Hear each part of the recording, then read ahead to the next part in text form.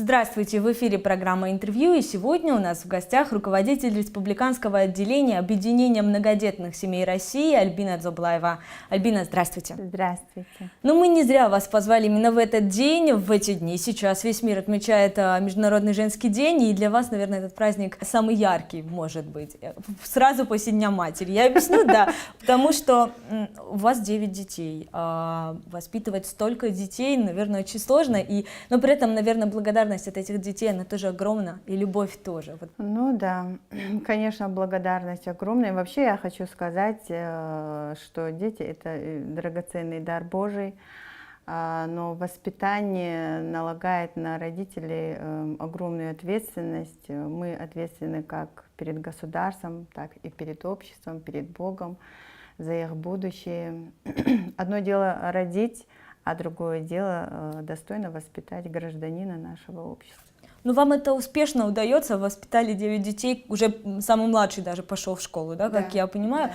А вот мне интересно, как 8 марта проходит в такой огромной семье, 5 дочек, 4 сыновей? Весело, как обычно весело. Я не то, что 8 марта, я хочу сказать, что мы как-то обедали, и соседка зашла. Вот, и она говорит: у вас день рождения? Да, я говорю: нет, мы просто обедаем. То есть, если обыденные дни у нас, обеды, ужины проходят очень весело, то 8 марта, естественно, это цветы, это подарки, это открытки от малышей. Вот, это вообще замечательный праздник, весенний праздник, и я очень люблю 8 марта, потому что благоухание весны, любви, тепла. Ну, красивый праздник, но сейчас меня интересует, мальчики собираются и поздравляют девочек, так это происходит? Да, так происходит. Но у нас вообще вот дети, даже когда они были более в младшем возрасте, у них вот такая тенденция, что на каждый праздник они должны дарить друг другу подарки. То есть они собирают копейки, копейка за копейкой, в общем, какую-то определенную сумму собирают, и, естественно, какой-то вот, ну, незначительный, но для нас и для друг друга это драгоценные подарки. Ну, я представляю, да, когда родители хранят эти маленькие открытки, сделанные руками, так и бывает. У меня есть большой чемодан, все рисунки с детского сада, все открытки, вот они вот там хранятся. В этом году что будет? Будет какая-то, как обычно, такая веселая посиделка? Пока никто ничего не говорит. Ну, у меня, я как бы не подаю идеи, но я думаю, что будет очень весело. Ну, Альбин, вот вы одна из первых матерей героинь в Северной Осетии, как раз вот это было в 2009-м, если я правильно помню, и ну, на самом деле практически подвиг, да, воспитать столько детей. Вот что помогало, что двигало? И мне вот очень интересно, муж как поддерживал в этой ситуации? Ну, муж как поддерживал, первым, кто поддерживал, скажем, это он. Даже был такой случай у нас в жизни. По-моему, я на 5-го ребенка, когда узнала, что я очередной раз жду малыша, я как-то сгрустнула, ну, устала, все-таки они погодки, 2 года, погодки, вот такой перерыв. И он меня так отругал. Я что, умер, что ли? Ну что ты переживаешь? Нормально все будет. В общем, он, конечно, первый помощник. Хочу сказать, что я глубоко верующий человек, и для меня аборт никогда не существовал. Я не знаю почему, но даже будучи школьницей, для меня это слово какое-то страшное слово было. Видимо, уже тогда во мне было все это заложено, я не знаю, но на самом деле вот сказать, что вот очень трудно было, я не могу. Ну, помогал. Дети, да, у меня супруг замечательный, прекрасный, он всегда рядом со мной, он всегда помогает. У меня свекровь, к сожалению, сейчас ее нет, она тоже очень помогала, Дегурова Галина Базыровна. Вот. Но дети никогда не были капризными, вот они вот какие-то вот особо благословенные, видимо, все это Господь все-таки дает. Ну вот вы как раз говорили всегда, что ваши дети, они все по-своему талантливые, Да. все чем-то занимаются. Вот сейчас чем они занимаются? Что старший уже 25. У нас столько времени есть, и о них о всех рассказывать. Я скажу так, ну, по порядку я их не буду говорить, я просто скажу, что есть юристы, есть медики, есть у нас музыканты, вот, есть у нас архитекторы. Вот на первом курсе у нас Мария поступила в ГМИ на архитектурный факультет. Вот Индирка у нас на скрипке играет, в консерватории на втором курсе учится. Вот все равно как-то не очень получается. Этот Заурбек у нас в медакадемии учится. Ну, А ребята, вот старшая закончила учебу, работала в суде. Значит, Авраам планирует стать бизнесменом, в Москву планирует в этом году поступать.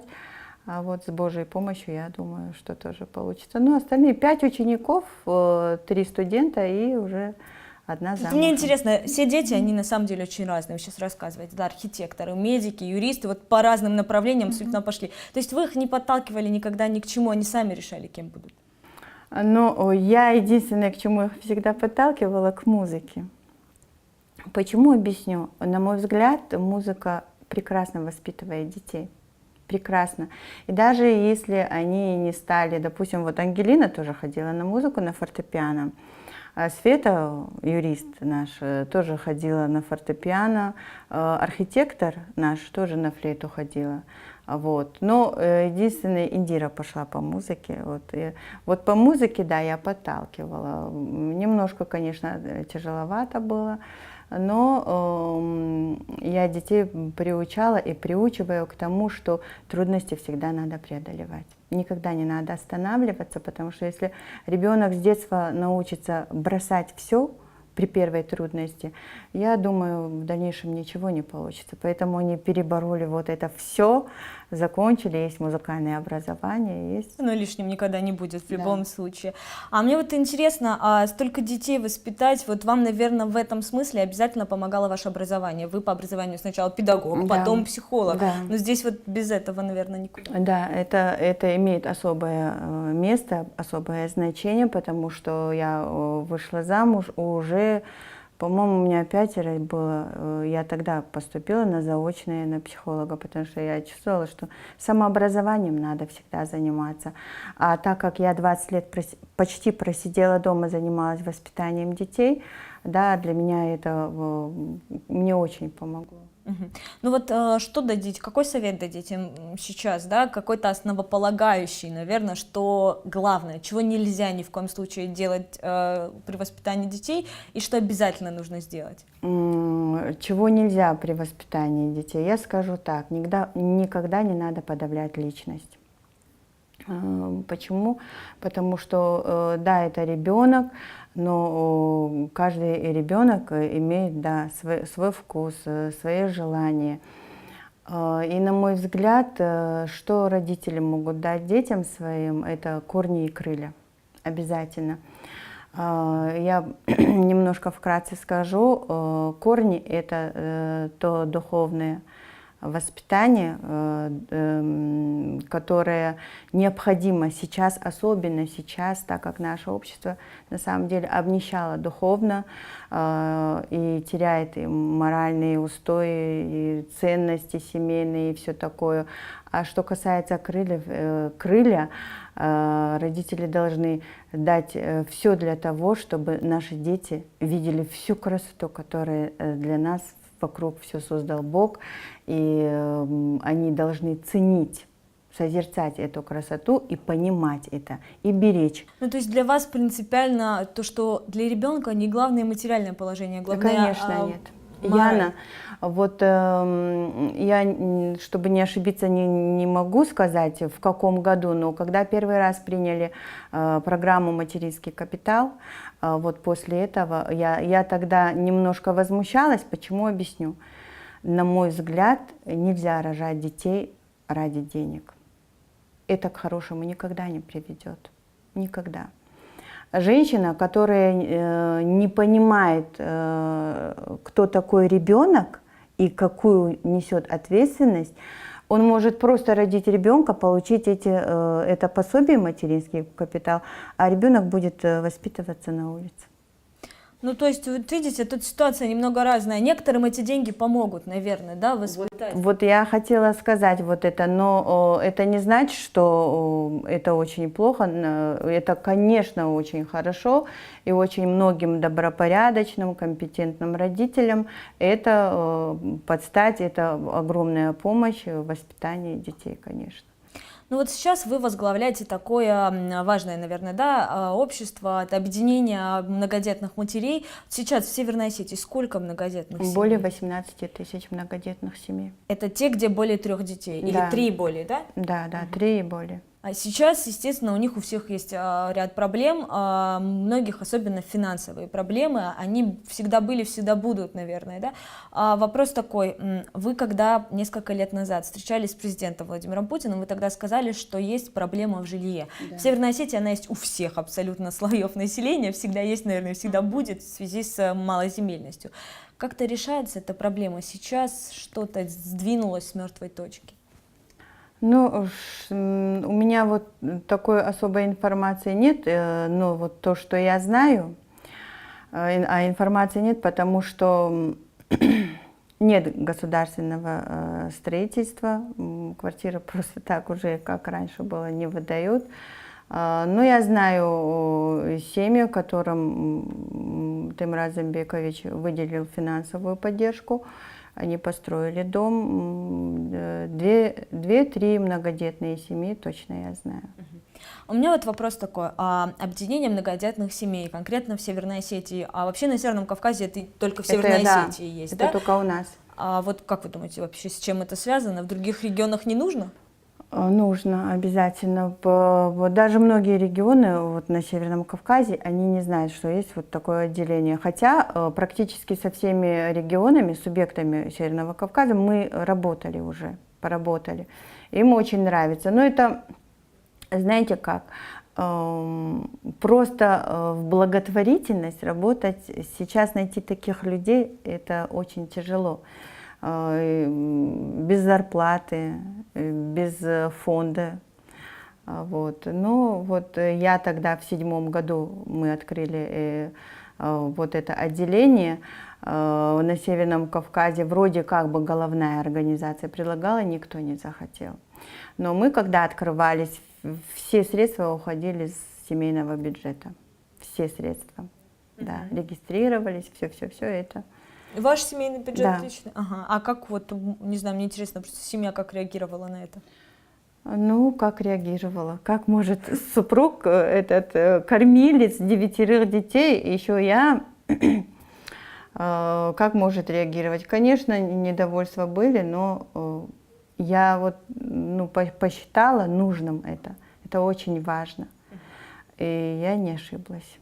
Сейчас чем конкретно занимается объединение, вот Северо-Осетинское отделение объединения? А вот на данном этапе, Яна, мы реализуем оригинальный проект «Мы перед будущим в ответе. Наши будущие дети». Мы работаем с Чечней.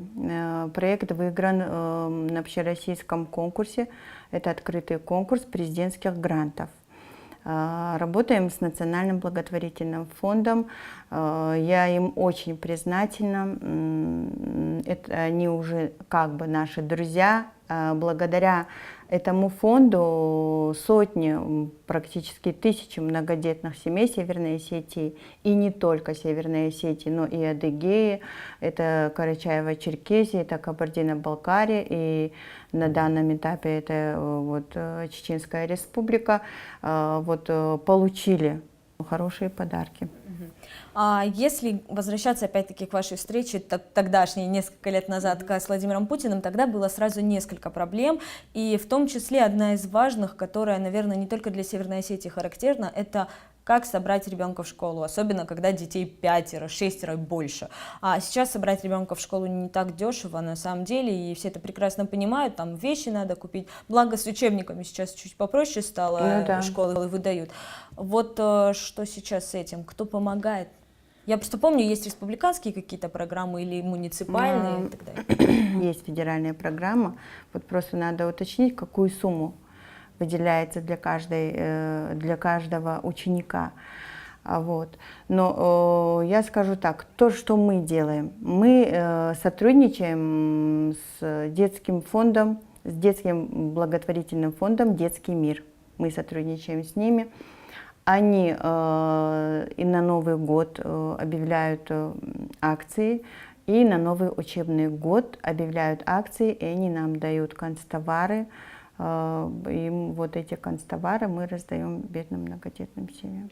А вот вы в одном из интервью тогда сказали, что вы делаете акцент на помощи тем, кто живет в труднодоступных селах и тяжело больным детям. Да, вот сейчас конкретно по этим направлениям что?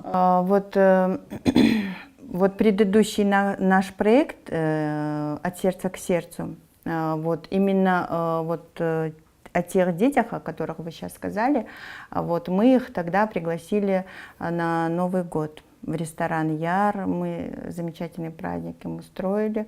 Вот, и это те дети, которые в труднодоступных местах живут, это горная местность, это сельская местность.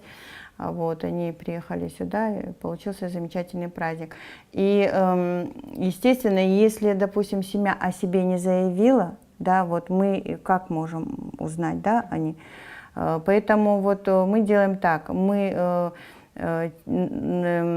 те семьи, которые встают, вот они же как-то поочередно у нас стоят, и новые семьи, которым мы никогда не помогали ничем, вот мы пока им, ну как бы очередность у нас идет. Не так, что, допустим, даже вот она бедная семья, вот у них 8 детей, есть у нас такая семья в Змейской, у них дом сгорел, значит, мы им подарили корову. Мы посетили их несколько раз и с продуктами питания, и с одежда, все, в общем, самое необходимое для детей. Вот. Но вот, например, вот ко мне вот вчера пришли семьи, но тоже нуждающиеся. Естественно, я пока им помогу, а потом, если останется, то вот им выделим. Мне вот интересно, вы говорите, что организация, она общественная на самом деле, и абсолютно...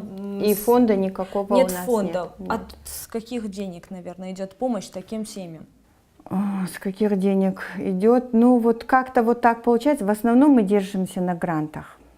Это вот основа. Это наши проекты, социально значимые проекты, выигранные на общероссийском конкурсе. Нас хорошо поддерживает Сергей Керменович Такоев. Вот, я хочу поблагодарить Таймура Азамбековича. Вот мы 7 лет работаем, да, вот на моей памяти еще не было такого запроса или ходатайства, который бы он отреагировал как бы отрицательно. Он всегда помогает и в доступном образовании в высших учебных заведениях он выделяет, ну, содействует выделению целевых мест, и вот благодаря ему очень многие дети из малоимущих семей обучаются в российских высших учебных заведениях. Ну вот денег, я уверена, да, при любом раскладе их не хватает всегда. Мне интересно, вот есть какие-то, наверное, благотворительные акции, сборы денег, обращения к предпринимателям, как опять-таки выход один из ситуаций. Бизнесмены местные, они не помогают? Вообще у нас работа такая, вот если, допустим, мы реализуем проект, мы туда зовем, в общем, всех. Это наши спортсмены, это наши министры. Хочу сказать, что вот на последнем, предыдущий проект, вот «От сердца к сердцу», у нас было 2 благотворительных концерта. На этих концертах наши многодетные вдовы, благодаря продаже билетов, получили прямо в зале финансовую помощь. Прямо в зале мы их отдаем всегда. На заключительном концерте, благодаря нашим министрам, это Алан Агоев, это Алан Диамбеков, это Суслан Фраев, это Хасан Бароев, Гацалов Хаджимурат, Сергей Керменович. Они настолько молодцы, я им предложила такое. Те семьи многодетные, у кого 5 и более учеников, не детей, учеников, мы им закупили твердый инвентарь, это письменные столы. Мы им закупили оргтехнику и для кого-то мобильные телефоны.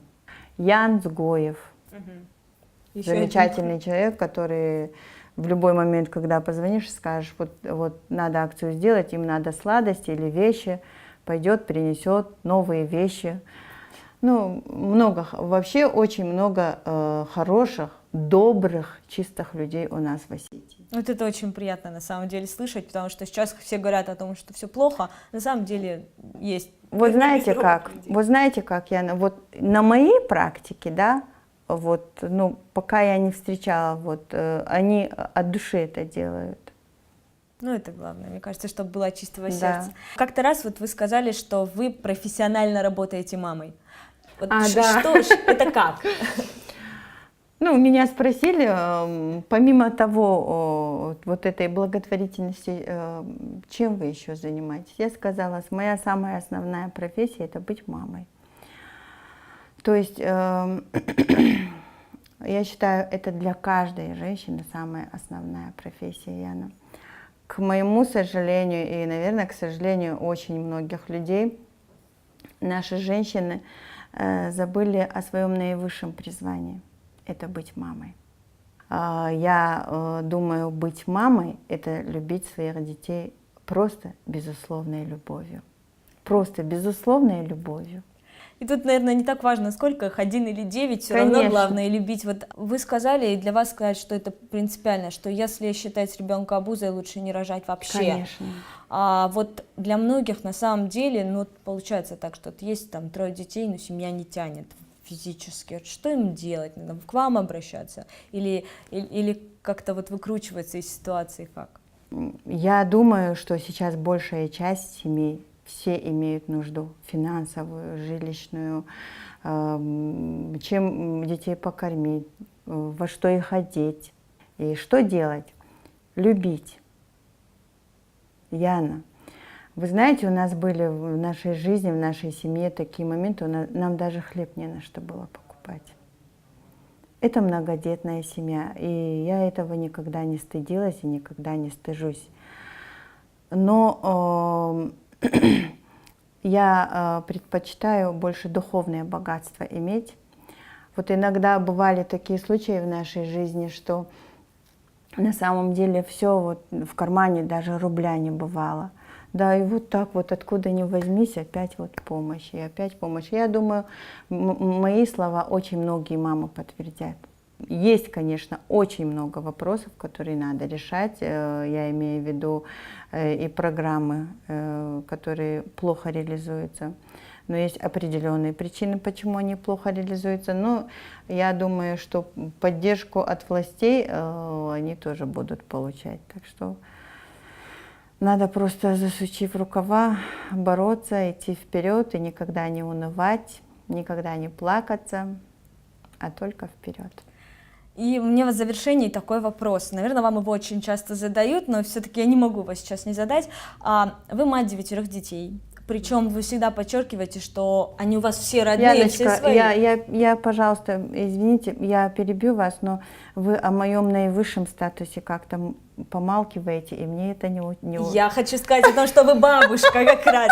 Об этом я не могла не сказать, потому что на самом деле, глядя на вас, нет такого ощущения, что у вас уже внуки на самом деле. Да, у меня 2 внуки. внучки. Вообще Вот. с этого надо.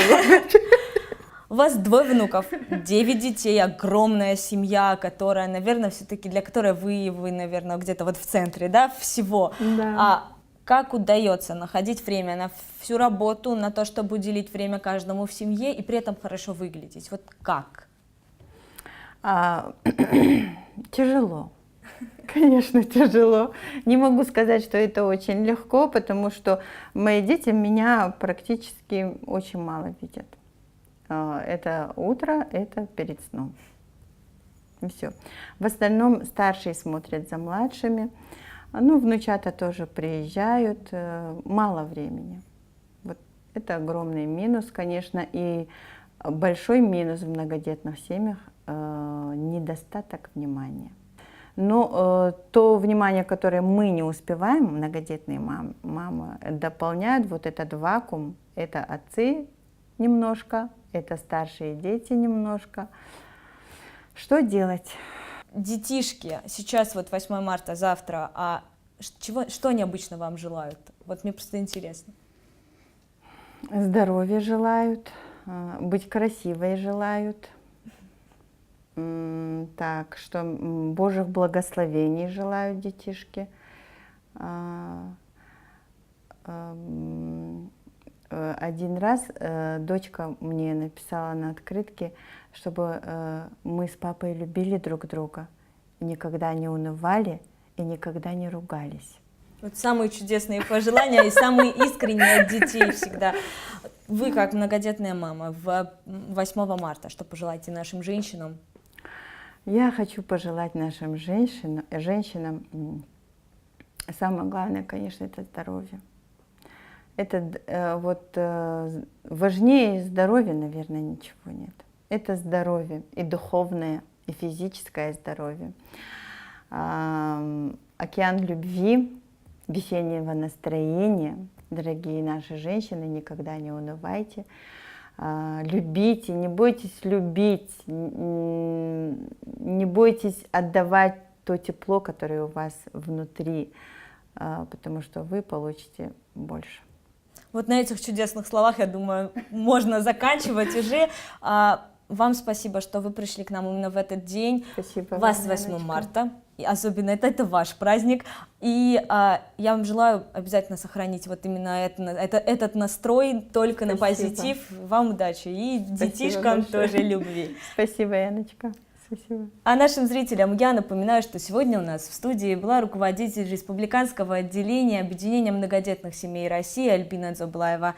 С вами мы увидимся ровно через неделю, в следующий понедельник. Меня зовут Яна Гагиева. Всего доброго и до встречи.